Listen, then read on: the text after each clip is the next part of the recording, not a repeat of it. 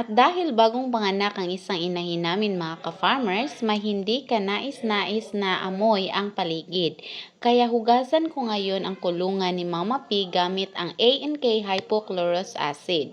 Hinuhugas ko rin ito sa katawan ng bagong panganak na inahin para hindi lapitin ng langaw at lamok at posibleng madamay pa ang mga biik nito. Matagal na akong gumagamit ng A&K hypochlorous acid dahil nawawala ang baho ng aming babuyan kahit wala pa kaming septic tank. Safe din ito kahit madilaan ng ating mga baboy lalong-lalo na ang mga biik dahil ginagamit ito na pang water treatment sa ibang bansa. Ang mixture sa paggamit ko ay 4 liters na tubig sa 2 liters A&K hypochlorous acid at ang pag-apply nito ay pwedeng i-spray at pwede din na itabo tulad ng ginagawa ko ngayon.